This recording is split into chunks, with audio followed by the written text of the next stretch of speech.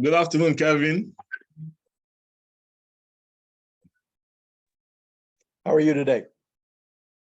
Fine, fine, thank you. It's been a while. Good to see you. And you, and you. This is the first time we are meeting virtually. Yes. Yeah, it's unusual. We met in person first, yeah? Yeah. Hopefully, by God's grace, I'll be in Ohio this October. That'd be great. Be glad to see you. All right. So we'll be starting shortly.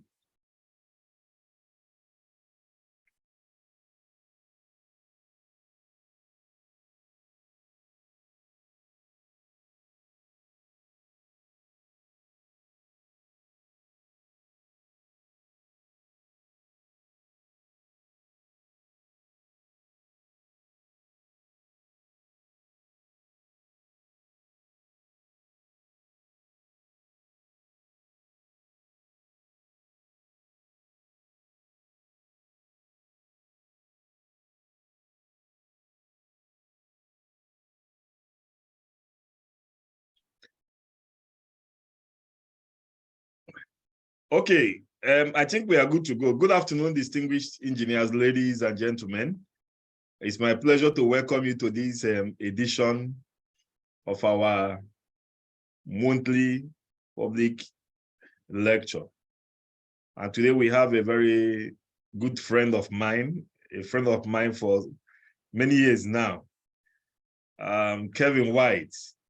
It's my pleasure to hand over to the Technical Secretary Engineer Felix Omongbale to officially introduce our presenter so that we can take it off from here.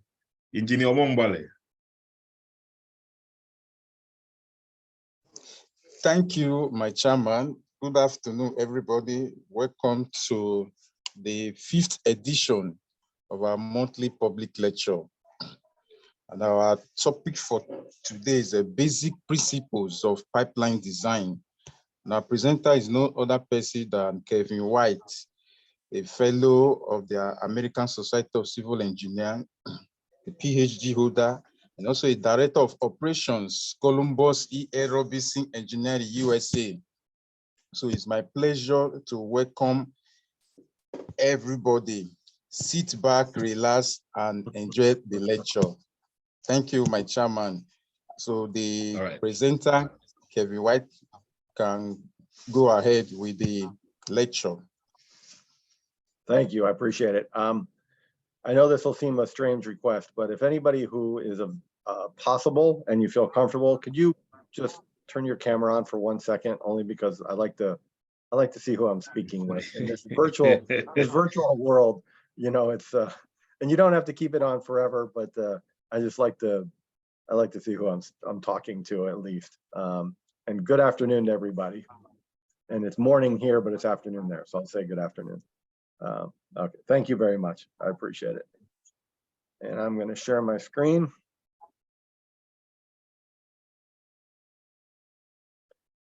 So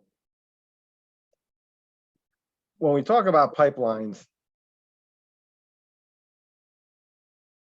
these are a very vital infrastructure, but it's a very underappreciated infrastructure.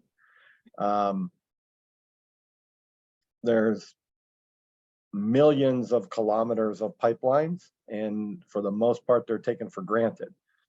But I've spent my entire 32-year career in this profession interested in pipelines, and not necessarily from the hydraulic standpoint, which I also involved in the hydraulics of them, but from the structural mechanics standpoint, because I find that the structural mechanics of pipelines one of the most fascinating topics of engineering. And we'll get into that as we go through it, but just as an introduction. Okay. So today we'll have an introduction, some upfront information that I think is important to talk about, talking about loads on pipes, then the pipeline resistance. We'll wrap things up, and then if you have questions, I'll be happy to try and answer any questions that you may have. And I do hope that there are questions, because I think the interaction is always a useful endeavor.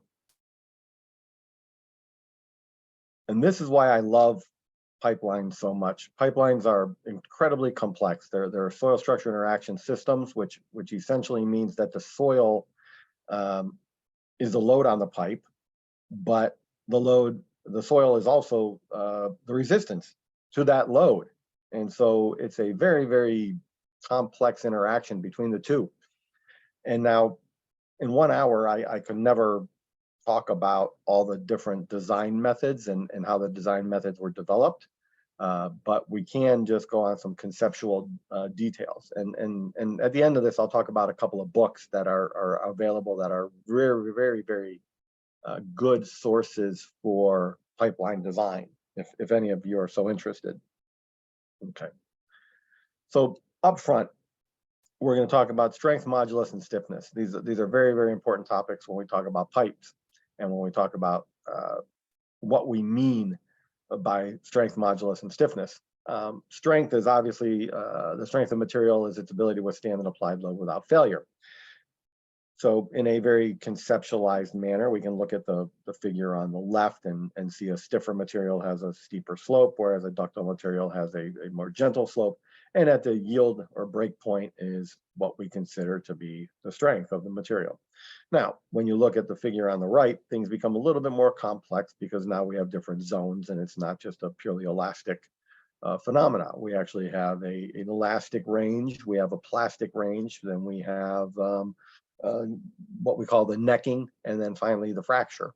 And so these different ranges act differently when we're talking about the analysis of a material.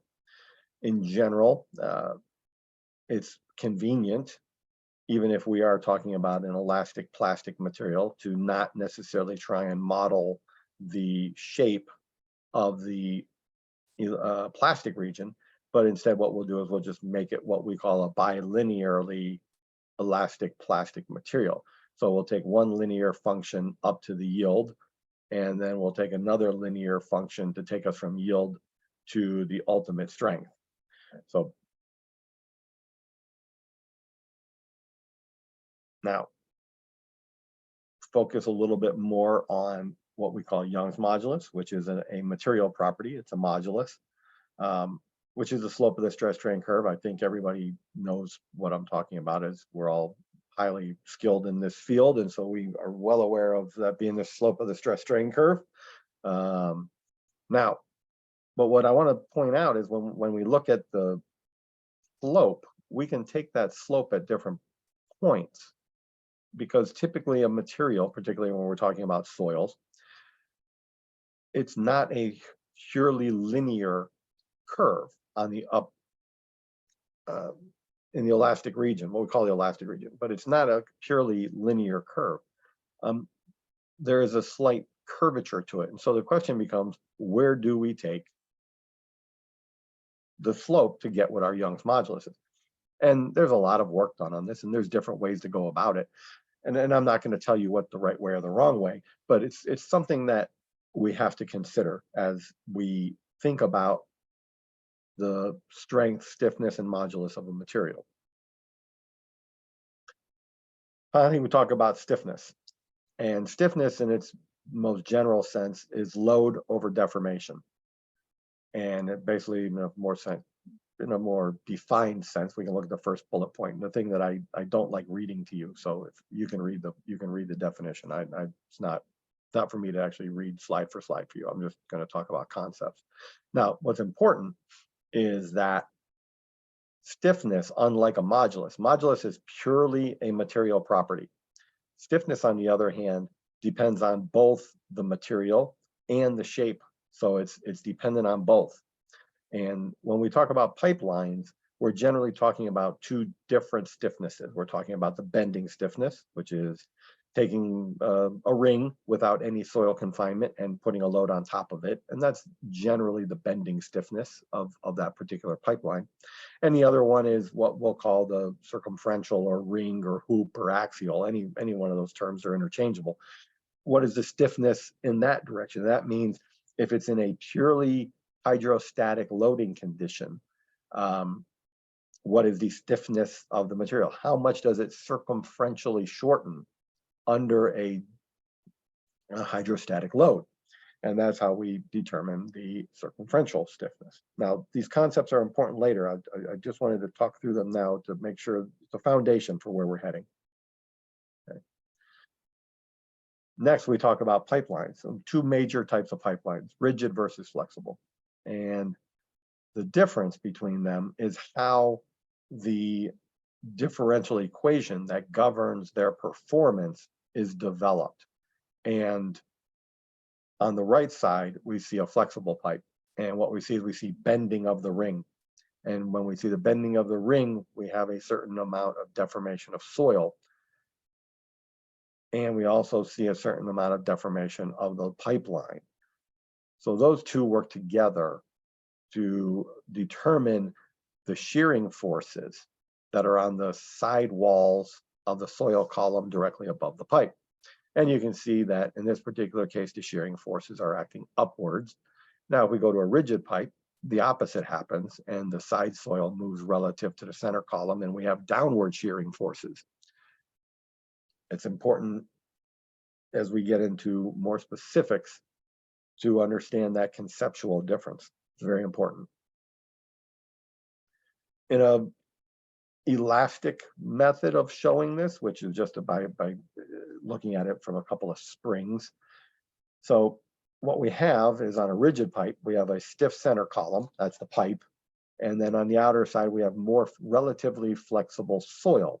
So we have two flexible springs that are also supported by the stiffer spring in the center. Now, if you think about this from an engineering standpoint, what's obvious is that whenever you apply a load to materials like this, the stiffer the element, the more load that element takes. So in this case, the pipe is taking more of the load because it's the stiffer element, versus on the right-hand side where we look at a flexible center column, a flexible ring with relatively stiffer soil alongside, the soil takes the larger portion of the load because it's a stiffer element.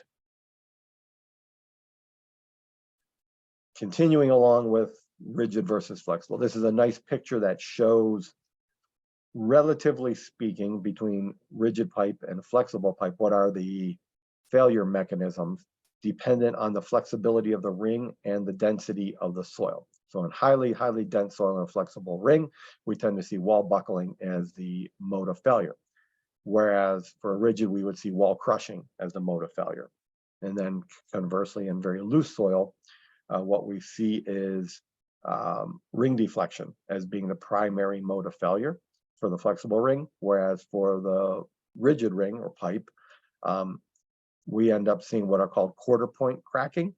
And really what's interesting about this is when a rigid pipe goes into quarter point cracking, it actually starts to begin to act as a flexible pipe. Because if you think of this in the terms of a structural mechanics, what we're essentially doing is we're putting a hinge in at each one of these quarter points. And by doing so, the pipe then is allowed to deflect, which then it begins to act more as a flexible ring. And similar to other flexible rings, will begin to shed load to the surrounding soil. Okay. Continuing with differences between rigid and flexible pipe, we think about the stiffness, both hoop and bending. For reinforced concrete pipe, it has a very high hoop stiffness and a very high bending stiffness. Corrugated metal pipe has a very high hoop stiffness, but a low bending stiffness. And thermoplastic pipes in general have very low hoop stiffness and very low bending stiffness. So now we'll get into loads on pipelines. And when we talk about live load, there's numerous different ways to determine the live load distribution through the fill. Bosanesque is a way, American Association of State Highway and Transportation Officials, AASHTO, they have a slightly different method. You can do it through finite element analyses, many different ways to go about this. But for the majority of pipelines, when we're talking about a standard highway vehicle load, it's essentially gone within about 8 feet of fill. Now, forgive me for speaking in imperial units, where I happen to live in one of the ridiculous countries that still insists on using imperial instead of SI. So most of my work is in imperial. So I apologize in advance for using the imperial units, but unfortunately that is it's what I have to speak in my country. Standard loads in America is an HS20, HS25 highway load, which is essentially a tractor trailer, a lorry, if you will. And you can see that within about 8 feet, what, 1.5 meters, no, 2 meters, a little bit over 2 meters. The live load is essentially dissipated. And so the pressures become quite low compared to what the dead load pressures are at that same height of cover. So for shallow covers, live load is very, very important. But as the height of cover increases, live load becomes less and less important. Dead load is generally some portion of the geostatic stress, where the geostatic stress is just the unit weight times the height. And typically this is specified in the design method. There are different ways of going about determining this. I will talk about one in specific, and that is the AASHTO method. So the AASHTO method relies on what's called a vertical arching factor, and that vertical arching factor is the percentage of the soil column load. So in the picture on the right, you can see sort of the shaded portion in the center, right directly above the pipe. That's considered to be the soil column load. Vertical arching is essentially some portion of that center column that the pipe itself feels, or that load is what's exerted onto the pipe. Now, in 1962, there was an incredibly important research paper that was published by a pair named Burns and Richard, and it's called The Attenuation of Stresses for Buried Pipelines. And what this particular paper was, is it was looking at this Rourke stress for a infinitely buried elastic ring inside of an elastic medium. And so what happens is when you do that, in order to solve this, this is a second order boundary value problem, you have to have two boundary conditions. And so what they did was they created one boundary condition where the ring was bound to the soil. So there was no relative movement, no shear stress at the interface between the soil and the ring. The other thing they did was they allowed it for complete slippage, meaning that there was essentially any amount of deformation at that interface was allowed. So what came out of that were a series of really, really important equations. And if you have the ability to get that paper, and you're interested in this topic, it's a very, very powerful piece of mathematics. And it really gives a lot of insight into pipe mechanics. But anyways, so what happened was a fellow named McGrath here in the United States, he did a lot of work looking at the elastic solution of Burns and Richard. And through his work, he was able to simplify the equations. And from those simplified equations, he came up with a different method of determining the vertical arching factor. And it's a simplification, and it fits pretty well with the data. And really what it says is, it says that the vertical arching factor is dependent on the hoop stiffness of the soil structure system. So what we see is, we see in the first equation S sub H, whereas then below we see S sub H, and we see S sub H is a function of M sub S, which is a constrained soil modulus of the soil, along with E sub P, which is the actual yield modulus elasticity of the pipe. So what we're doing is we're looking at the ratio, the relative ratio of the stiffness of the soil and the stiffness of the pipe from that, we're able to determine what we call this hoop stiffness factor. And from that, we can get the vertical arching factor. And then that vertical arching factor is multiplied by the soil column load to determine the total load on the pipe. So as I said, the vertical arching factor is a portion of the geostatic stress. And when we talk about rigid pipe, now again, let's go back to that slide that I talked about earlier, where we talked about the shearing stresses between the center soil column and the soil columns on either side. And in a rigid pipe, the soil columns on the side of the center column are moving downward relative to the pipe. And so what's happening is as that has a relative motion downward, it's creating a shearing stress on the center column, which is actually dragging that center column down. And so you end up with more load on the pipeline than the geostatic stress, geostatic load. And it's somewhere between 120 and 140%, depending on the quality of the soil. Again, we go back to that relative, the relative stiffness of the ring to the relative stiffness of the soil. Now, for corrugated metal pipe, it's essentially 100%. And then for thermoplastics, depending on the stiffness of the thermoplastic, whereas a polyethylene is very, very compliant, compliant being the inverse of stiffness, it may be 35% of the column load, whereas a PVC or a fiberglass or something like that, which has a lot more stiffness and hoop stiffness, will be somewhere up closer to 80%. So next, we'll talk about the actual resistance of the pipeline.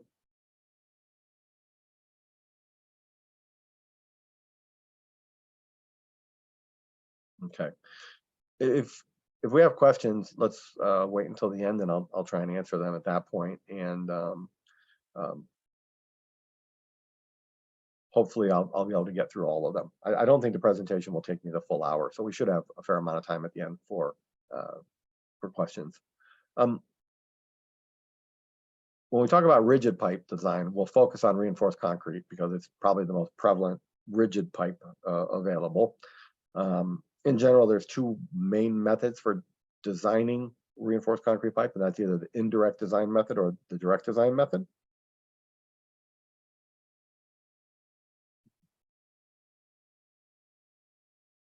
When we talk about indirect design, we have to go back to right around 1900, 1904, 1905. A gentleman named Anston Marston and the University of Iowa, or Iowa State, I apologize, Iowa State University was the founder in America of rational pipeline design. And he had a student by the name of Spangler, and the two of them together came up with an indirect design method for reinforced concrete pipe. And essentially what they said was, we're going to install a pipe in a 3-edge bearing test. Now, in a 3-edge bearing test, the question is, why do we have a 3-edge bearing test? And well, from a practical standpoint, you can't put 2 points on a pipe because the pipe will, once you put a load on it, the pipe will shoot out the side. So you have to have 3 points to keep it stable during the test. So what they did was they said, we're going to load it in a parallel plate with no soil at all. And this is essentially the worst possible thing you can do to a stick of pipe, because the soil is always going to be a benefit. So what they did was they said, we're going to test it in a 3-edge bearing test. And we're going to say that's the worst possible thing you do to a pipe. Then we're going to say, depending on the quality of the bedding, we're going to say that once we surround it with the soil, there's a betterment over this worst case scenario. And we'll call that a load factor for typical bedding classes. And so what happened was they basically said that if you use a type D bedding class, which is basically native material, if you just dig a hole in the ground and put the pipe in the ground, that's a bedding D. And that says that you'll get 10% more load resistance than if you were to put it in a 3-edge bearing test. And conversely, on a bedding class A, which is a very labor-intensive procedure where it has a compacted granular backfill with a shape for the pipe to recess into, that you have cut out indents for the bells and spigots of the pipeline. A lot of work goes into that, but what you get is you can get, now your load factor is up to 2.8 to 3.4, meaning that you can hold essentially about 3 times the load that you get from the 3-edge bearing test. You can also go about it with what's called direct design. And the direct design method was developed by gentlemen Hager and McGrath. And as I mentioned, McGrath before did the vertical arching factor, but he was also involved in this direct design method. Unfortunately, Hager has since passed away, but McGrath is still alive, and he's mostly retired at this point. But I still talk to Hager, or I still talk to McGrath with some frequency. And what they did was they came up with this through a lot of finite element work, a tremendous amount of finite element work. They came up with this load diagram for concrete pipe. And based on the type of installation, you have different factors that are applied to the column load, and you can come up with a full distribution of the load around the pipe. And then you can use those loads. Well, I'll talk about the loads in a second, but so four installation types. Type 1, which is very complex, very good material, very high compaction, all the way down to a type 4, which is no compaction, native material, really a very poor installation. And so those are 4 types. But then, so then what they did was they basically said, we are going to design it as if it's any other reinforced concrete structure. And we're going to look at our hoop stress, we're going to look at our bending moments, we're going to look at our shears.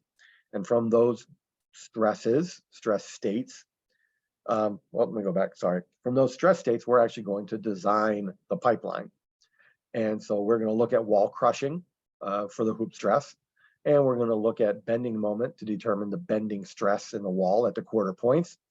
And also we will look at wall shear at critical locations. And generally speaking, when we talk about shearing of reinforced concrete pipe happens in the shoulders, or it happens in the haunches. And what we tend to have in the haunch region is what's called a radial tension failure. And what that means is that there's so much stress on the reinforcing that as you're pulling this ring in a hoop sense, it's trying to straighten out that ring of reinforcing. And what ends up happening is you end up popping the concrete off, because that you're reducing the radius of the reinforcement ring. So those are the general failure mechanisms of rigid pipe, reinforced concrete pipe. Okay. So next we'll talk about corrugated metal. And when we talk about corrugated metal, the fundamental assumption in the past, many years ago, was that the shape is what mattered. And I earlier talked about Spangler. Spangler continued Marston's work, and Spangler was who came up with the Iowa formula for pipe deflection, if you've ever heard of it.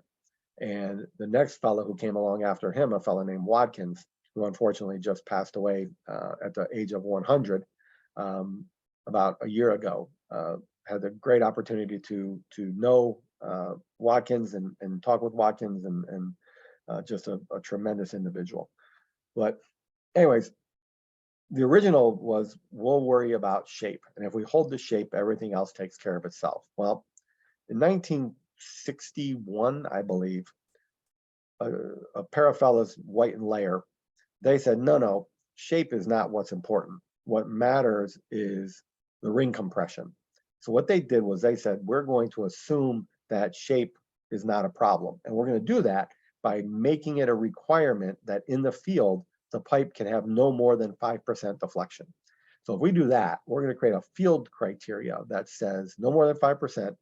And once we do that, we can now make an assumption that the pipe is acting in pure compression and that there's no bending at all. And so all we have to do really is when we design this pipeline is say, all right, we're going to check the hoop stress and we're going to make sure that the hoop stress is not greater than the material yield, along with your safety factors. The other thing we're going to do is we're going to check for buckling. We're going to check for global wall buckling. And the reason, and what we're going to do is we're going to say, all right, we're going to check and we're going to determine what is the buckling stress in the pipeline. And we're going to say that instead of limiting us to the yield of the material, we're going to limit it to the buckling yield of the material if that's less than the yield. So what that does is basically says we are going to make sure that our stresses aren't high enough that we ever get into a situation where buckling is an issue. Finally, if it's a bolted seam, you have to worry about your seam strength if they're present, obviously. And we do that by looking at the pull-out strength of the bolts and the particular sheet thickness of the corrugated metal. And then there's also an installation stiffness, which basically is saying, is the pipe stiff enough to survive installation? So as I talked about hoop stress, we're going to check the versus the material yield. We're just going to make sure that we don't buckle, or I'm sorry, that we don't crush the wall. I apologize. Corrugated metal, again, we're going to look at buckling. And here's a buckling equation. This is the buckling equation that was developed in the 1960s. And I believe this came out of Armco, which was a US steel producer at the time. There's lots of different buckling equations. Nothing says that this one's any better than any other one. It's just the one that we use. So, but we will check for buckling to make sure that we don't have ball buckling. Okay. So what about deflection? And this is what I talked about earlier. We basically say that if we limit deflection in the field to under 5%, then the assumption of a compression ring is valid. And once we do that, we minimize bending. And by minimizing bending, we take away bending stresses and we solely focus on hoop stresses.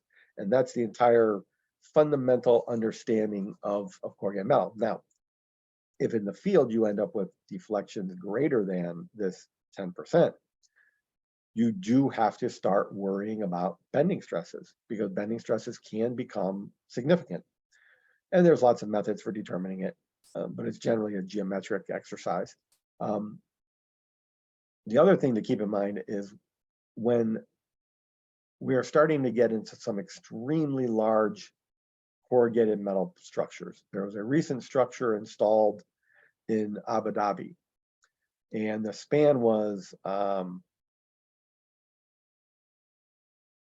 30 meters. No, I apologize. It was, yeah, 30 meters, 33 meters. So the span of the structure was 33 meters, which is incredibly large. And in order to get that, there are now, the structures have multiple radius, or it's not a single radius. And the top radius tends to be very, very large. And when we do that, we do have to start considering bending. And once you get into very large corrugated metal, you have to consider bending stresses and circumferential stresses. And there are various different design codes that can tell you how to make these designs. Actually, the Canadian Highway Code is quite good. The German code is quite good. The US code is not quite as good. Finally, thermoplastics. And thermoplastics to me are the most fascinating area of pipeline design because of this viscoelasticity. So when we talk about viscoelasticity, what do we mean? We mean that under a constant stress, the pipe will creep. And under a constant strain, the pipe will relax. And those two curves kind of show you that. A very, very important concept. The interesting thing is that for thermoplastics, makes it nice, is that the creep modulus and the relaxation modulus are almost the same. And so when we try and test for this, determining the creep modulus is really quite easy. Determining the relaxation modulus is really quite difficult. But since they're interchangeable, we have the option of just using a creep modulus. Makes it convenient. Another topic that is important when we were talking about thermoplastic pipes is what's called the apparent modulus. So if we think about the last slide that I talked about, if we have a pipeline and that pipeline is under constant deformation, it's not creeping, then it must be relaxing. And what I mean by relaxing is that the stress necessary to maintain that deformation decreases with time.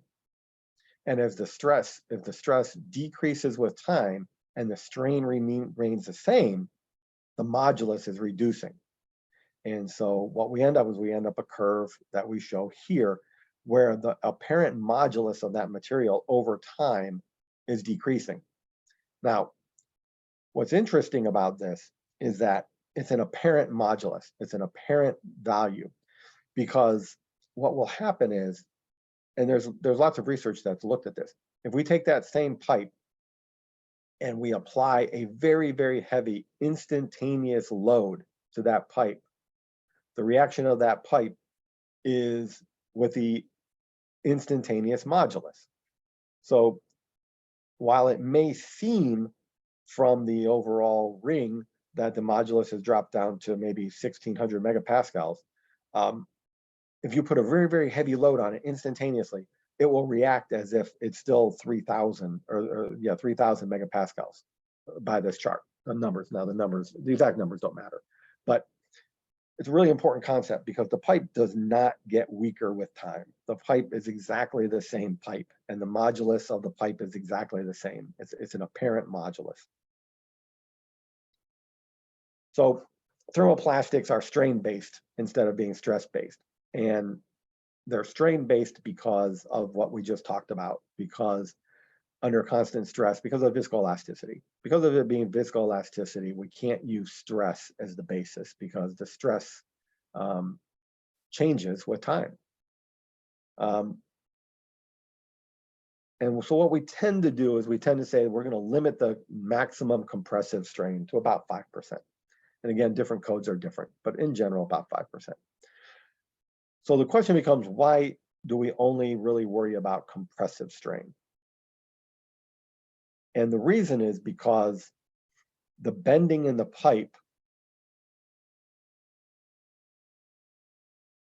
is a tensile compressive phenomena, right? As the pipe bends depending on where you are in the pipeline, on the outer face, you'll see tension. On the inner face, you'll see compression. Then 90 degrees from that, you'll see the opposite.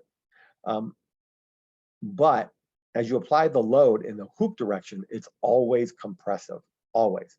So when we talk about total tensile load in the pipe, total tensile strain in the pipe, the compressive ring compression strain will act to counteract the tensile bending. So the maximum location, the critical location, becomes compressive only because those are additive, whereas in the tensile zone, they are negative. The compression is negative, the tensile is positive. So they act against each other. So that's why we only really look at compressive. Okay. Next thing on thermoplastics is we look at global buckling. And we also have to look at local buckling if the profile wall. And so when we talk about global buckling, we see down below, we see a picture of a C-section that's buckling along the flange. When we talk about local buckling, we go back to George Winter. And George Winter came up with a method for cold rolled steel sections. And it's essentially an effective width methodology where what George Winter said was that when we put a cold rolled section into compression, it will buckle, and it will buckle at a certain region. And what he said was that region is then ineffective. And so when we look at the cross-sectional area, depending on the load condition and the support condition. So if we look at that C channel again, if we think of the flange as being supported at either end, because it's being supported by the C, that has a greater effective area than what the two horizontal components have, because they're only supported on one edge. They have the one edge being supported by the web, but then at the end of the flange, there's no support. And so that has a much lower effective width, probably around 4 times less. So what happens is you reduce the actual area of the section to what's called the effective width of the section. And there's a procedure for doing that. And once you do that, then you use that as your area when you go about determining your buckling stress, your wall crushing stress, your compressive stress. Pardon me. Lastly, in thermoplastic, we talk about deflection. Deflection equations are incredibly unreliable. So again, what we do is we assume 5% for calculating the bending strain. And then what we do is in the installation documents is we say from the installation standpoint, you can't exceed 5%. So we assume 5% and we calculate the bending strain. We add that to the compressive strain, and that has to be less than the limiting strain. Okay. How am I doing on time? Just to see here. Oh, we're doing pretty good. Okay. To wrap up, pipelines tend to be very engineer specific, and engineers tend to have a favorite pipeline. Try and be open-minded. Interesting. We've been working on pipelines for over 100 years, and there's still a lot that we don't know about how they act. They're incredibly fascinating topics to get involved with, and finite elements is such an important tool in that, because it allows us to look at very, very unique situations and get trends for what's happening. It's really easy to find dirty pictures of all pipe types. What I'm saying by that is if you look, you can find failed reinforced concrete, you can find failed thermoplastic, you can find failed corrugated metal. And I have lots of pictures of all of them. But that doesn't mean one's better or one's worse. It just means that they're different, and they all have different strengths and weaknesses. And always keep that in mind, that as an engineer, your role is to understand what is the suitable pipeline material for the installation that you are putting that pipe within. Okay. And then to wrap up, these are 2 really, really great sources. Buried Pipe Design by Dr. Al Mosier.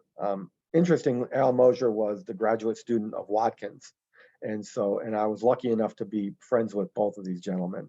So the first one is by Al Mosier. He's retired, but this book is a very, very useful, practical book for pipeline design. And then the other one is by Dr. Watkins. And Watkins wrote this book. It's a much more fundamental book. This is a more of a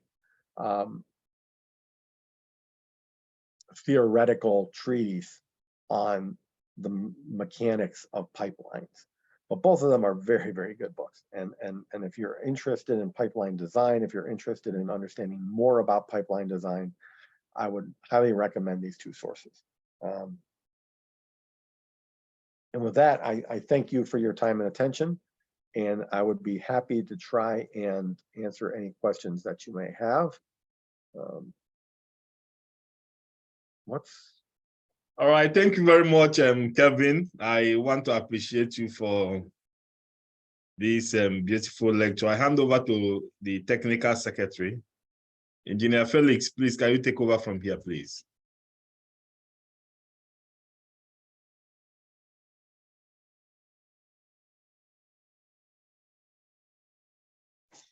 Okay, thank you, my chairman. So if we have any questions, these screenshots be taken. So if you have questions, kindly raise up your hand. Okay, Engineer Inkena Okoko. So go ahead and ask your question.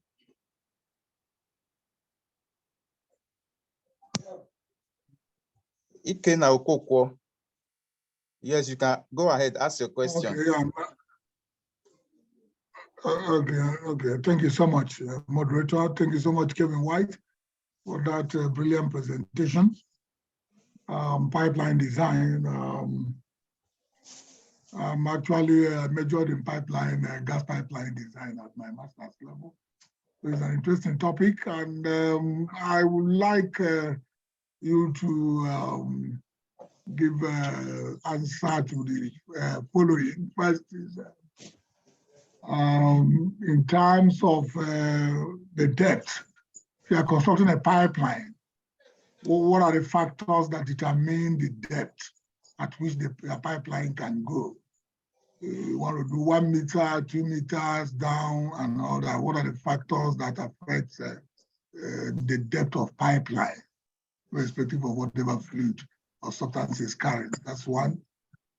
The second one is on, we talked about types of pipeline and coating.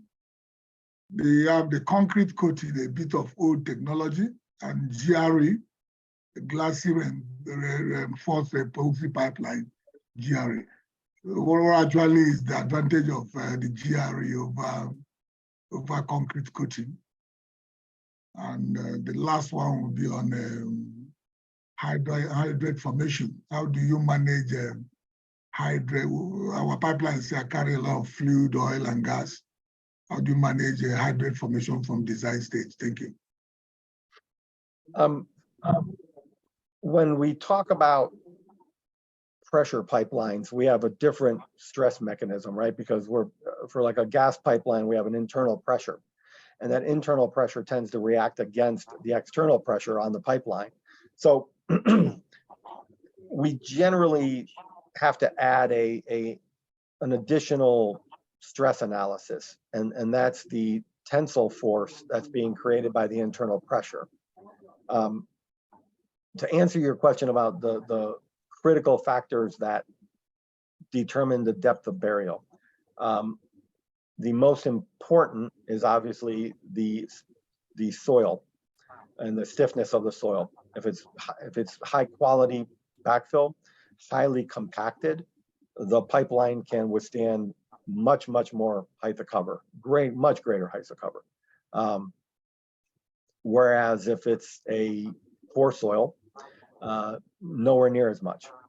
So the other factor obviously is the diameter of the pipe, the material of the pipe, and the thickness of the wall.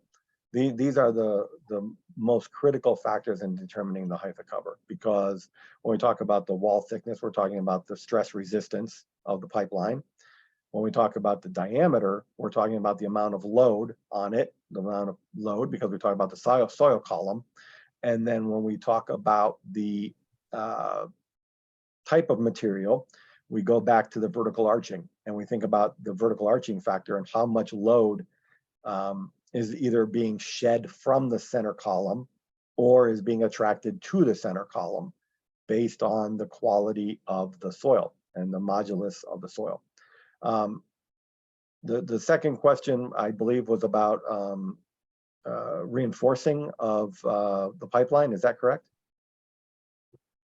Yeah, exactly. Concrete coating and GRE pipes, or actually are the advantages of migration of concrete to GRE. It's an interesting topic, and just to make sure, when we're talking about GRE, you're talking about glass fiber, or you're talking about glass bar? Yeah, glass fiber. Okay, glass fiber.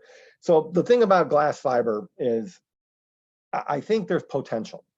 The issue with it is because the fibers are so short, what ends up happening is you don't have enough fiber length to have your development length of that particular fiber. And so what you're doing is you're depending on the mass of fiber to withstand the loading once the pipe is cracked. And we've done a lot of testing on fiber pipe. And what we see is that the pipe actually acts like a flexible ring, because somewhere in between, it's not fully flexible, but it's not rigid by any means, because you don't have the development length of those individual fibers. And so those individual fibers pull out from the concrete under crack loading. And so I think there's potential. I think that there's more potential if somebody could come up with a fiber that had like a loop on the end of it or something like that. So that way you could get some development length and actually start to get the fibers to be fully developed. I think that would go a long way. But I think there's potential in that market. I really do. That's good. That's good. Well done. I talked about the hydrate formation on pipeline. I'm sorry, could you repeat that, please? I apologize. Hydrate formation on fluid transport. So, are you saying hybrid? I'm sorry. Hydrate, Oh. Hydrate, water formation. Oh, okay. Hydrate formation. Yeah.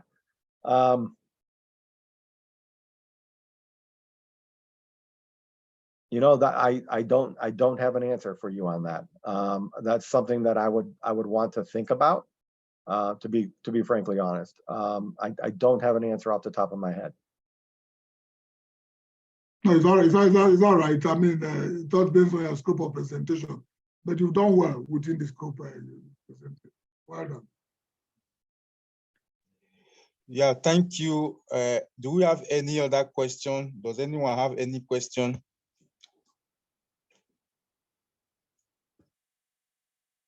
Do we have any other question?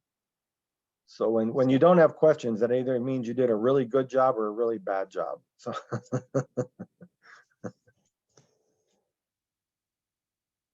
You have to. I saw somebody on video trying to raise his hand, but maybe he doesn't know how to use. Just if you have a question, you can just go to the reactions and click on the raise hand button, and then you can be unmuted to ask your question. If you have a question, you can please click on the raise hand button so we can unmute you. I have a bunch of the chats are saying that you'd like the presentation, and I'm happy to share the presentation. I can send you a PDF of it.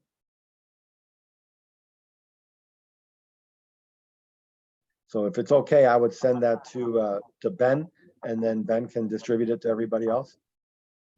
Okay, that would be great. We share the presentation to all the participants, just as we always say. You drop your email address and then drop your details so that we can be able to get back to you with the presentation if you have participated in the lecture. Any other question, please, so that we can wrap it up?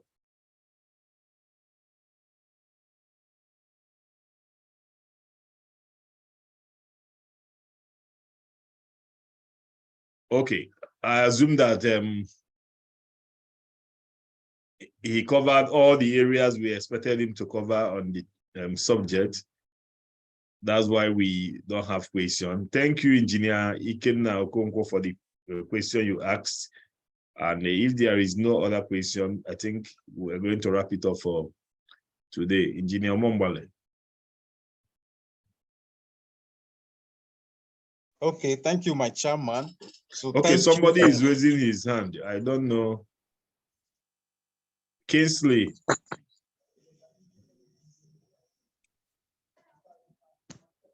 Hello, Kingsley here. Good afternoon. Go on, please. Oh, okay. Mr. White, thank you very much for the presentation. I respect the fact I didn't join on time, but I have a question. Is respect to flexible pipeline. What is the yardstick for? Because there's a line we worked on sometime. The existing pipeline was carbon steel, but because of corrosion, they had to change the carbon steel to flexible pipeline. and that was designed by NOV. So I just want to find out what is actually the reasons why we will have to change the pipeline from carbon steel to flexibles. So we're getting into a completely another presentation on the durability of pipelines, and some other time I'm happy to go into great detail on pipeline durability. But in general, like I said, every pipe has strength, every pipe has weakness. Corrugated metal pipe can take incredible amounts of load, but it is it's corrosion prone, and that's its downfall. Whereas polyethylene and plastics, whatever the plastic type may be, are incredibly inert to just about anything. But by the same token, their modulus is maybe 30 times, 40, 50 times less than what the modulus is for steel. So even more than that, because you're talking, I mean, probably 100 times factor, because you're talking 30 million PSI for steel, and you're talking 110,000 PSI for plastic. So its resistance to load is much less. So there's, like I said, there's pluses and minuses to everything. But when we talk about pipelines and we're talking about corrosion, thermoplastics are essentially inert to almost everything. And so when you switch over to it, it's because they're very highly inert to almost any type of flow. Okay, it's okay. Thank you very much. Thank you. So Ben, on another Okay, day, I'll come back and I'll talk about durability. Okay, thank you. Thank you. Okay, all right. thank you. Okay, Engineer Mohammed Danimo.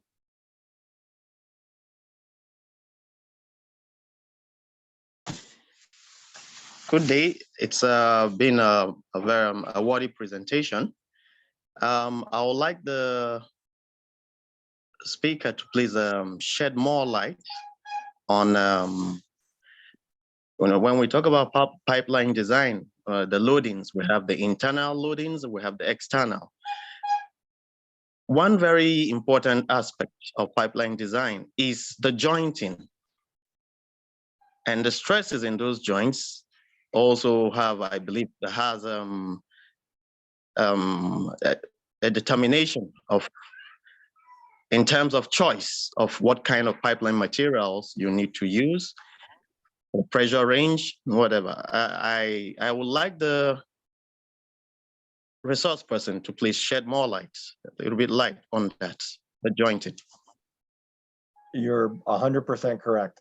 The type of joint plays a huge role in the performance of the pipeline, and it's a part of the pipeline design that is generally, I hate to say the word ignored, but it's not given the same critical attention as other portions of the pipeline design. But yes, without a doubt, when you're talking about, particularly when you're talking about internal pressures, when you're talking about gas pipelines, oil pipelines, things like this, the joint is incredibly important, and making sure that the joint can withstand the operating pressures is critically important. It's I can't agree with your statement more. Thank you.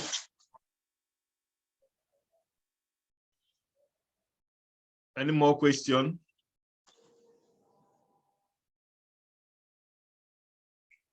Vera Ntomfo. Engineer Vera Ntomfo. Yeah. I want to commend the presenter, and to add to the last question, I think talking about the joints and all that, when you're designing a pipeline, I want to add that you don't carry out stress analysis of all the pipes, and at the end you do simulation. You don't just leave it after the whole situation, you simulate the system. Apart from all the codes and standards that we use for the design, because there are specifications, codes and standards that govern all the designs. Stress analysis we have, and then there are other things that you do. At the end, you simulate the system to see the working of the pipeline before you actually go into designing and getting into the detailed design? Thank you. Depending on the importance of the pipeline, certainly. That's certainly Yes. possible. Yep, Yes. absolutely. Yeah, right. All right. Any other question? Felix. Okay, thank you, my chairman. So since there are no other questions, so before we call it a day, let me quickly appreciate everyone for finding time to join us. First of all, I appreciate our presenter for today, Kevin White. Thank you for joining us despite your busy schedule, and the rest of the members of Abuja branch executive and other members that joined us. I saw before now, I saw our past chairman, Engineer Dr. Oluwadamisi. I also saw Engineer Dr. Hippolyte Oyekwere, a very senior member. I also saw the immediate past chairman of Nigerian Institution of Environmental Engineering, Abuja chapter, Engineer Linda Bichu. You are welcome, man. I also saw every other members that joined us. I thank you for finding time to join us despite your busy schedule. We want to also appreciate the chairman for this very wonderful presentation, for putting it together. We ask that the Lord will bless you. Amen. Thank you. You can continue from there. All right, thank you. And I must, on a final note, thank Kevin. It's been a wonderful time with you. And thank you for your time. I know this time now is morning in Ohio. I know it's morning, and we had to wake you up from sleep. No, not that. I know it's around 10 o'clock or 8 a.m. Or 9 a.m. in the morning. We want to say a very big thank you for finding out time to share your experience and your knowledge in this area. I say a very big thank you, and I pray that God will bless you. And from time to time, we are going to still be calling on you and your other colleagues at Robinson to come and share their experiences. Of course, we'll be calling on you and your other colleagues at Robinson to share your experiences with us. And hopefully, as I said, by God's grace, come October this year, we'll be meeting in Columbus, Ohio during the conference. Thank you so much, and do have a wonderful day. And to all our participants, once again, thank you so much, and God bless you all. Thank you so much. I appreciate your time. All right.